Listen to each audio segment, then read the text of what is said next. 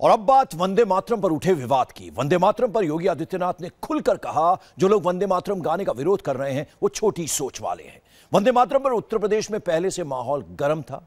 अब मुख्यमंत्री के इस बयान ने सियासत में अच्छी खासी हलचल मचा दी है। विरोधी आरोप लगा रहे हैं कि योगी वंदे मातरम थोपना चाहते हैं, जबकि बीजेपी के नेताओं ने इसे देशभक्ति का प्रमाण मान लिया है। विवाद का विषय ये है कि हम राष्ट्रगान और राष्ट्रगीत गाएंगे कि नहीं गाएंगे। कहीं न कहीं संकीर्णताओं से उभरने के लिए भी हम सबको एक मार्ग तलाशना होगा। योगी आदित्यनाथ का यह जवाब था उन लोगों के लिए जिन्होंने वंदे मातरम को विवाद की वजह बनाया। यह जवाब है उन लोगों को जिन्हें भारत मां की वंदना मंजूर नहीं। आप ये तस्वीर भूले नहीं होंगे जब मेरठ नगर निगम की कार्रवाई में वंदे मातरम गाने पर बवाल खड़ा हो गया था।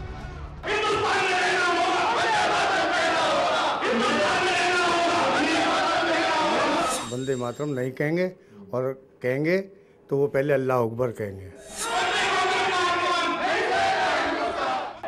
मेरठ के बाद बनारस, इलाहाबाद और बरेली की सियासी फिजाओं में इसे इतनी हवा मिली कि अब इस मुद्दे पर दो धड़े साफ नजर आ रहे हैं।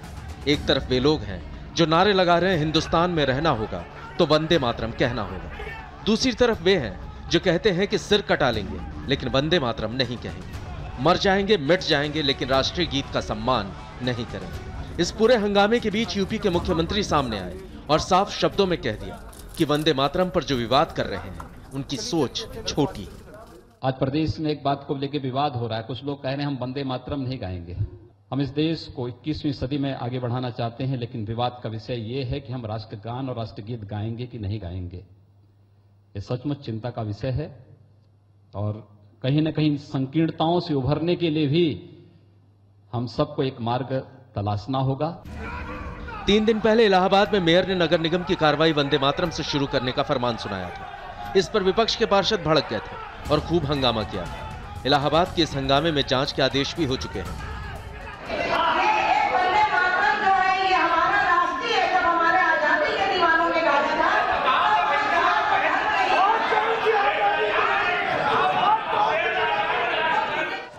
हालांकि इसके बाद बरेली और वाराणसी से भी ऐसी ही हंगामे की खबरें आई।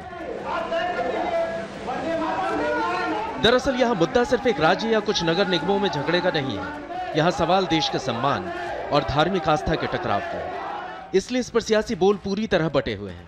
जिन राज्यों में बीजेपी की सरकार है वहां के मंत्री भी वंदे मातरम की जोर शोर से पैरवी करते दिख रहे हैं। उत्तराखंड के उच्च शिक्षा मंत्री ने तो यहां तक कह दिया कि अगर उत्तराखंड में रहना है तो वंदे मातरम तो कहना होगा। दूसरी तरफ राजस्थान के गृह मंत्री हैं जिन्होंने वंदे मातरम पर विवाद करने वालों के दिमाग में गड़बड़ी ढूंढ ली है।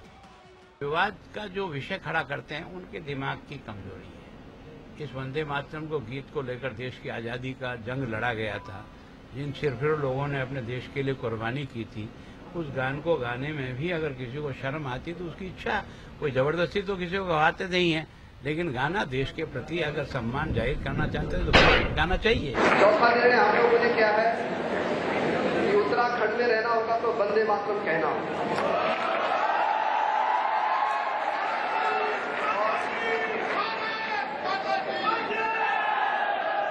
और प्रत्येक कॉलेजों में अब 10 बजे राष्ट्रगान होगा और 4 बजे वंदे मातरम।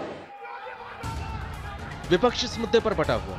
जेडीयू के नेता दावा कर रहे हैं कि बीजेपी वंदे मातरम सब पर थोपना चाहती है, विविधताओं का सम्मान होना चाहती है।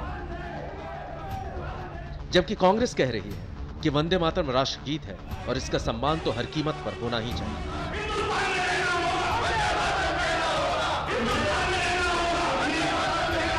पहले ये लोग जो है ना किसी चीज को थोपने की जिस बात करते हैं, जबरदस्ती करते हैं, अनिवार्य बनाने की बात करते हैं, तो ये विविधता का देश है। कई तरह के रिचुअल्स हैं, कई तरह की आस्थाएं हैं, तो डेमोक्रेसी में सबका एक समन्वय करना पड़ता है। राष्ट्रगान, राष्ट्रगीत पर कोई विवाद नहीं होना चाहिए। वो हमारे देश के स्वाभिमान के साथ जुड़ा हुआ है, देश की आन बान शान का प्रतीक है, और जब उसका गान हो कहीं पर तो सभी को पूर्ण सम्मान देना चाहिए। आरजेडी अध्यक्ष लालू यादव ने सीधा हमला किया योगी आदित्यनाथ पर। कहा कि वो आरएसएस के इशारे पर यह मुद्दा उठा रहे हैं। ताकि देश को कम्युनल एंगल पर बांटा जा सके। योगी इशू को क्रिएट कर रहे हैं लोग, आरएसएस के लोग, ये खास करके जो भी नया भी बने हैं मुख्यमंत्री, तो ये खुद इन चीजों को उसका रहे हैं, ये कम्युनलाइज कर रहे हैं। खमियाजा तो भोगना पड़ेगा देश को, देश के नौजवानों को। ये तो मुख्यमंत्री बन गए, सुरक्षित हो गए। दरअसल वंदे मातरम का मतलब होता है मातृभूमि यानी भारत माता को नमन। मुस्लिम धर्म को मानने वाले कुछ लोगों का कहना है कि उनका धर्म अल्लाह की इबादत के अलावा किसी और की इबादत की इजाजत नहीं देता, तो वो धरती माँ को कैसे नमन करें। दबाव बना दिया, मानेंगे नहीं, सर कलम करा लेंगे, मर जाएंगे, लेकिन वंदे मातरम नहीं कहेंगे। यहाँ कसौटी पर धार्मिक आस्था भी है और देशभक्ति भी, यानी सियासत के लिए एक ऐसा नुस्खा है जो कभी फेल नहीं होता। यही वजह है कि सभी पार्टियां इसमें अपनी अपनी भूमिका तय करने में नहीं झिझक रही। और वंदे मातरम विवाद पर उत्तर प्रदेश के गवर्नर राम नाईक का बड़ा बयान दिखाएंगे ब्रेक के बाद, लेकिन ब्रेक से पहले ओ माय गॉड में देखिए उत्तर प्रदेश में योगी का हड़कंप। स्वागत है आपका ब्रेक के बाद। उत्तर प्रदेश के राज्यपाल ने आज वंदे मातरम को सबके लिए जरूरी बताया। राम नाईक ने कहा कि जैसे जिंदगी के लिए सांस की जरूरत है, वैसे ही वंदे मातरम कहना भी जरूरी है। वंदे मातरम और जनगण मन, राष्ट्रगान और राष्ट्रगीत, यह कोई पूछे कि कोई व्यक्ति को जीवंत रहने के लिए श्वास लेना जरूरी है क्या, तो श्वास लेना जरूरी होता है। वैसे राष्ट्र के बारे में, स्वराष्ट्र के बारे में अभिमान जागृत करने के लिए जो राष्ट्रगान होते हैं, जो राष्ट्रगीत होते हैं, उसका एक महत्व रहता है। तो वंदे मातरम के मुद्दे को धर्म से जोड़ दिया गया है, ये कितना जायज है, इस बारे में इंडिया टीवी रिपोर्टर ने मुस्लिम धर्मगुरु से भी बात की। उन्होंने बताया कि इस पर विवाद बेमानी है, क्योंकि वंदे मातरम कहीं से भी मुस्लिम धर्म के खिलाफ नहीं है।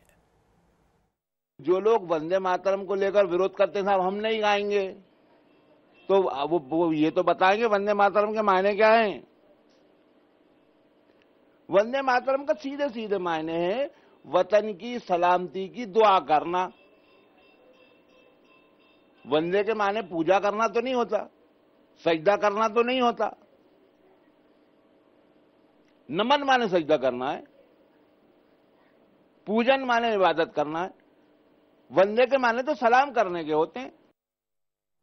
और यहां वक्त एक और ब्रेक का। ब्रेक के बाद आपको दिखाएंगे बीजेपी विधायक ने क्यों कही कानून हाथ में लेने की बात। लेकिन ब्रेक से पहले आपको बता दें, रात 8:30 बजे जरूर देखिए रामपुर का बदजुबान खान।